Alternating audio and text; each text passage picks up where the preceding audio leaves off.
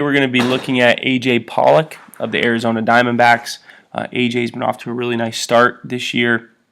I believe he's hitting right around 275, 6 homers, 21 RBI. So he's definitely been a big run producer for the D-backs, who've gotten off to a fantastic start. So I wanted to take a quick look into a couple things.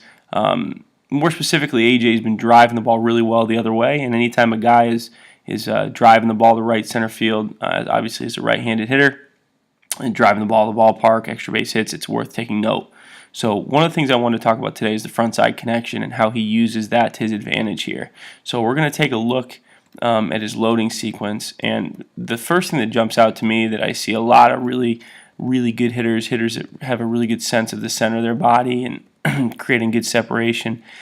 You can see his elbow and knee kind of working together as if they're in sync. And as he's doing that, you can see the hips hinge. You can see him start to work into and against that rear leg.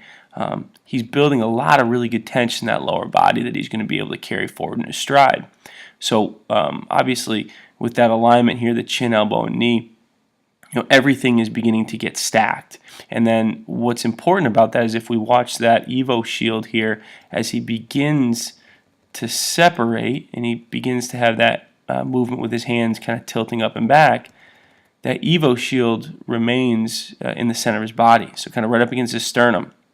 And that's important because as he begins his body's rotation here, again, you can see that turning of the body, his torso turning. You can see that elbow remaining in the center of his body, so that connection allows for an efficient rotation of his body. And that's obviously something that really efficient hitters do. It allows them to get in deep, maintain a deep swing path, and then exit out nice and with good extension. So with that, so obviously we focused on the knee and the elbow. But the other thing too that's kind of an interesting piece to his gather is just you see a lot of guys with a bigger kind of gather move of their barrel here.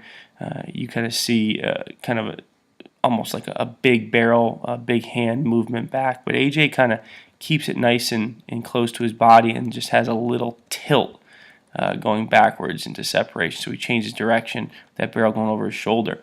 And obviously that sets him up to have a couple really nice angles here. So the barrel working through the form, a nice 90-degree angle, lead elbow. If we go back 2 frames, we have a nice 90-degree angle. And I'm willing to bet that top hand's creating a nice 90-degree angle. So nice and strong, good barrel awareness. And then when he begins to fire, one thing to note is the heel connection. So he generates a really good force into the ground. Obviously, you can see his toe almost up slightly, which means he's putting a lot of good pressure, a lot of good force through that rear leg. And then as he begins to fire, you can see that hip kind of stretch. So the hip's leading, kind of internal rotation, the femur right there to the knee, and then ultimately pulling through that rear foot. But he does so in a way to really maximize the lower body and get some really good kickback here through that rear heel.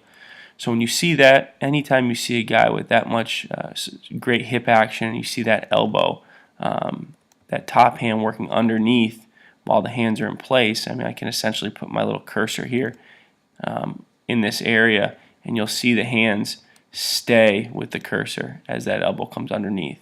So once he picks up the hip with that elbow, it's just pure rotation and a turn into the ball. And what that does is allows his hands to stay in a fixed position to then release the barrel around his hands. And that's where a lot of the accuracy and power comes from. There's not a lot of drift. There's no disconnection with the hands. He stays really tight. And one of the coolest images, I think, is this little window that appears. So obviously we see a window of contact with all good hitters with some flex between the elbows. Lets us know we're not reaching or extending too soon. It lets us know that the hip is releasing the elbows. But look how long he's able to maintain that top hand.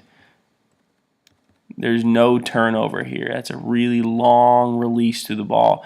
And that's going to keep his barrel on that up and out trajectory as opposed to a trajectory that would cut him off both sides. So I'm really looking forward to seeing how he progresses the rest of the way, as well as that D-backs team. They got some really good offensive weapons. They can run. We'll be following AJ's progress for sure.